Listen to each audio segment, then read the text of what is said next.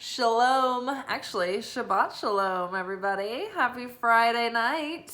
Yeah, it was a pretty awesome day again, and another great day at work.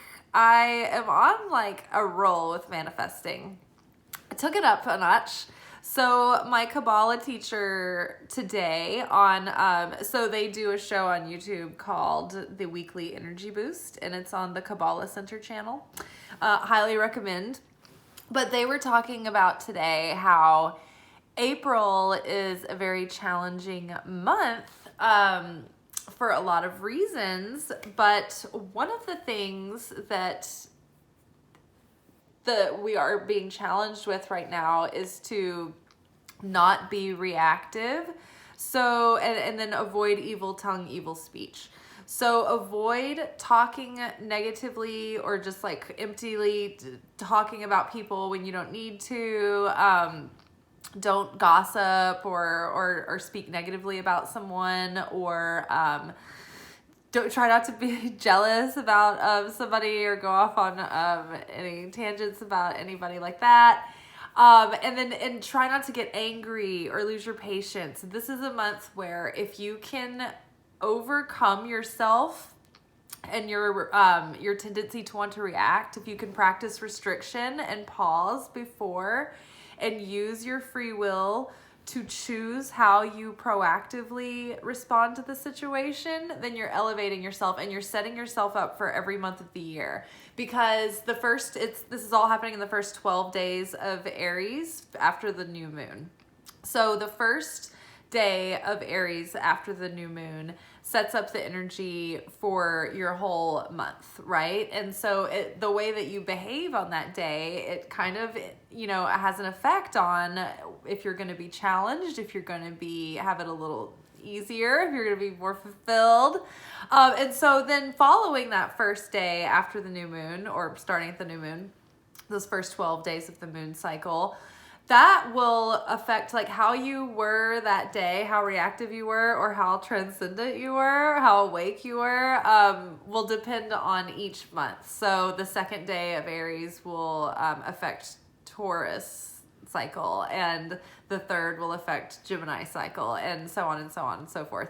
So it's interesting to go back and think like, oh wow, did I have any like meltdowns or like short circuits on those days? So maybe like you can anticipate those months ahead and be extra careful to watch yourself and try to practice self-mastery and self-discipline. I mean, it's not easy, and it's always like it's always a challenge, but self-mastery is just like a lifelong discipline. But I think that it's pretty rewarding in the end, and the more you do it, the more your magic gets turned up. And so I just discovered that this morning. So I was trying to, be mindful of that. And they also mentioned that prayer, when you pray out loud, it makes it like if you speak out loud with your mouth, because your mouth is such a powerful, portal of energy. And it's also, the word, the voice, the sound of the voice was what commanded. It was like the first physical event that commanded creation. So words that we speak are very powerful. So we have the power of life and death in our tongue. That's what the Bible verse says, and that's true. So it's you have a lot of power in what you say, and apparently prayer is a lot more powerful if you pray out loud because of that. And so I was on the way to work, I usually like set my intention for the shift, and many times will just pray to Jesus, like he's in the car with me, and, tell him what kind of shift that I would like for the evening. And it's been really working out, and I'm almost like flabbergasted. And so today I took it up a notch. I went totally out loud, talking out loud and asking, and telling Jesus about the shift I wanted. And I was like, you know what? It was really fun working that private party last night, making all that easy money. I was like, why don't we top it? Like, let's raise the bar again. I was like, let's go in. Let's do another private party with like a really good teammates, bigger party, even easier, maybe family style dining. So I don't even have to like take their order. That'd be cool. And like, should you not walk in? And Mike's like, hey, you're on a private party in the back. I'll start setting it up. It's going to be family style dining. So make sure to put like the dinner and the salad and it's like all the course plates out. And I'm just like, it happened. And not only that, we had a bartender in our room, so we didn't have to take drink orders really. It's like we were just pouring wine. It was amazing, and we made more money. And then we also got like a bunch of cheese because these people like they had a very quick experience. So I don't know. They just like there were bottles of wine left over, and like they left all their flower arrangements. They didn't take anything. They were just like, keep up. So like I got like 3 flower arrangements. Looks like I'm in between ferns. Flower arrangements. I brought home wine. And it was like more money than ever. So I was like, wow, I'm like literally on a roll. So I'm like, now I'm like manifesting low gas prices, but with no like effect on like any kind of like conflict in the world. Just like no consequences, just low gas prices. See if we can do that. Let's all do it together.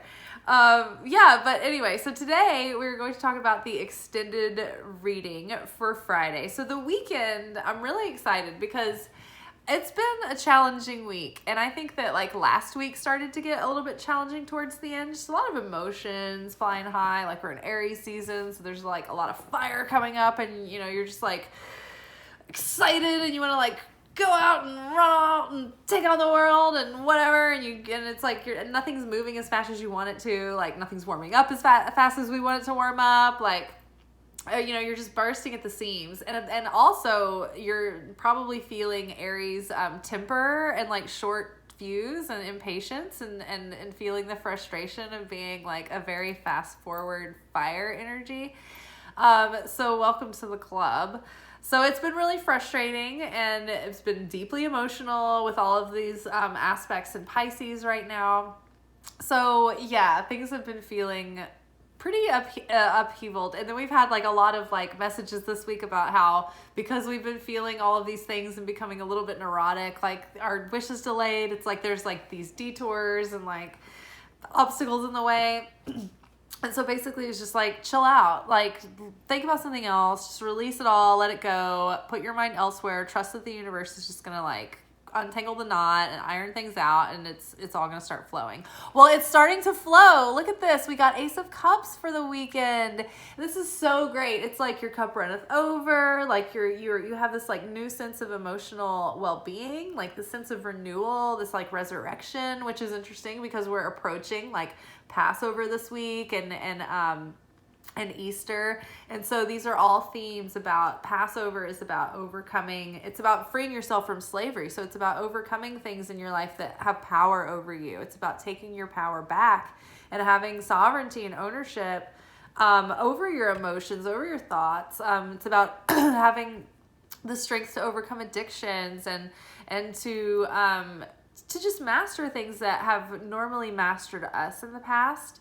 And take more control and overcome and transcend our ego. And then on Easter, you know, we're talking about dying to the ego, dying to the flesh, dying to the, you know, reaching for that instant gratification, you know, to like, you know, that whatever it helps us make it easier to avoid things and you know, receiving for the self alone, and instead of, you know,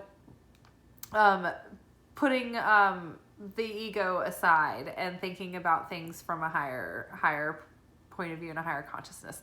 So all of these themes are coming up this week, and I feel like our experiences have been kind of mirroring them. I know in my own life I've had some like pretty funny, like almost like biblical like experiences happening. I know I mentioned before, like I'd been like fallen into a bunch of thorns, so I had like thorn cuts everywhere, like mud, and I stepped on a nail, and like I've had like this like cuts in my hand, and so I'm like, oh my god, it's like the stigma, and like I was ostracized publicly and pretty much crucified and burned, and I've been like really tempted by something that keeps popping up, and I'm just like, and oh, by the way, one of the things I gave up for Lent was dessert. So of course there's been like every one of my favorite cakes, like at work, just like all the time, just like, oh, everywhere.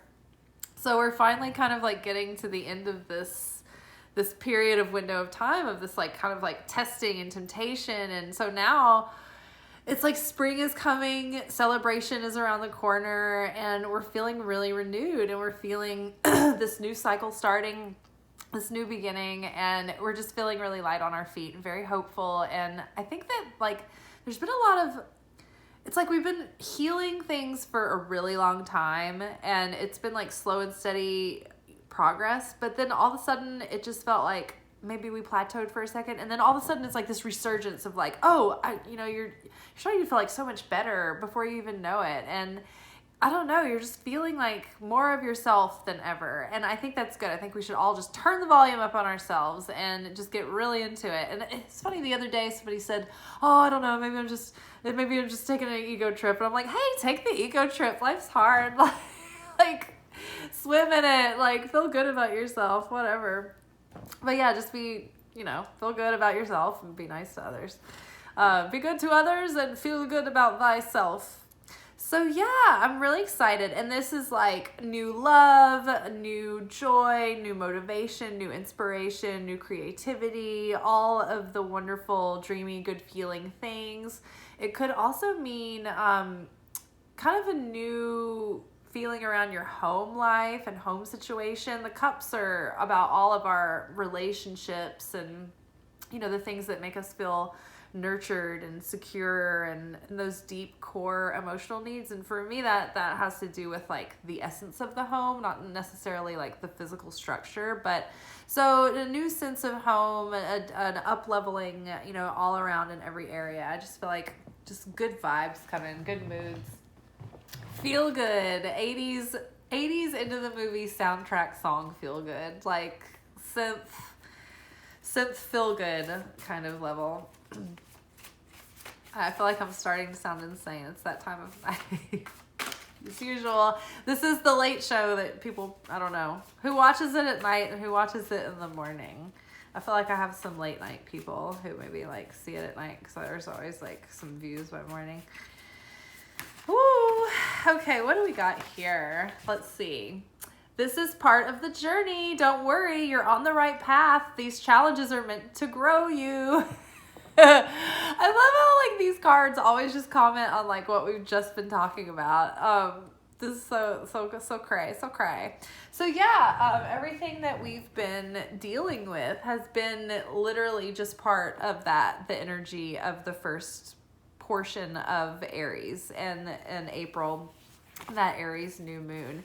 And it's, nothing out of the ordinary. That's why we had so many messages also about things being, it's not as they seem, and things aren't as they appear. The universe has structured everything that's been playing out just to sort of like press our buttons and mess with us just a little bit, and to get us feeling like things aren't going to work out, and to see like, okay, well, if things aren't going to go your way, like how is that going to affect you? How are you going to deal with it? Like, how are you going to handle the situation?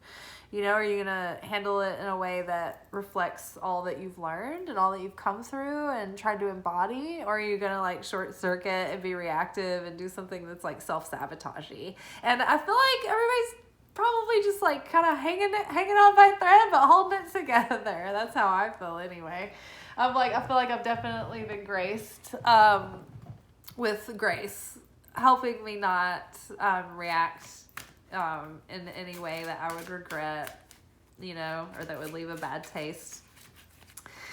So thank God for that. And let's get a little word from Mary, Jesus' mom, Mary, Queen of Angels. I love this deck.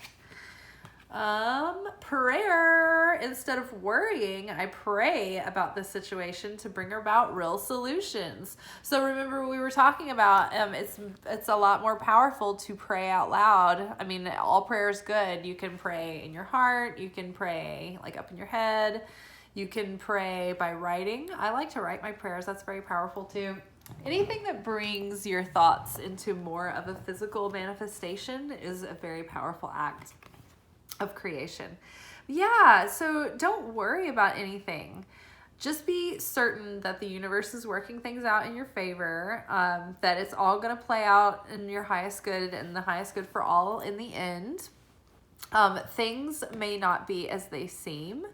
You really don't know what's going on with people or with situations or with whatever it is that you are concerning yourself with. So just know that we usually tend to project our own worries and thoughts and insecurities on a situation, and that might not be the truth at all. And it's easy for us to believe that because it's easier for us to, I don't know, believe in the catastrophes that we imagine than it is to believe that things can work out. And I think it's because we don't want to feel stupid, or we don't want to feel like we got caught off guard, or, whatever. And it's like, if you dress rehearse tragedy, it's not going to make it any easier.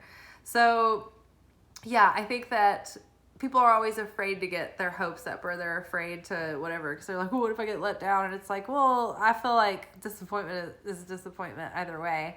But if you kind of feel excited most of the time, at least you're filling up your time with better feelings than like gloom and doom. Stop being such a sado. That's what they say in England. Yeah, I mean, I guess it's better to look forward to things than to be a dried up bitter hag in the end. Yeah, I think that's all. I think we covered it. Have a good weekend. I'll see you tomorrow for our secret sermon. We'll get into those Nag Hammadi scriptures. Hopefully I can read by tomorrow night. I've worked like many days in a row, and I feel like I look like I've worked many days in a row. And I still have a couple of days ahead of me, but it's good. I'm still going, and I'm apparently getting everything that I want at work and more. Plus flowers and wines and cheese and madame, please, this way. Oh, and did I tell you? Okay, so my private party was a rehearsal dinner, and it was like 50 people, and most of the people were like really cute, tall Jewish guys. I was like, yes, shalom. I was pretty happy. If you know me at all, you'd be like, oh wow, that was like perfect for Liz to like get to wait on those people. Alrighty, you guys. Be good, but not too good. Ciao.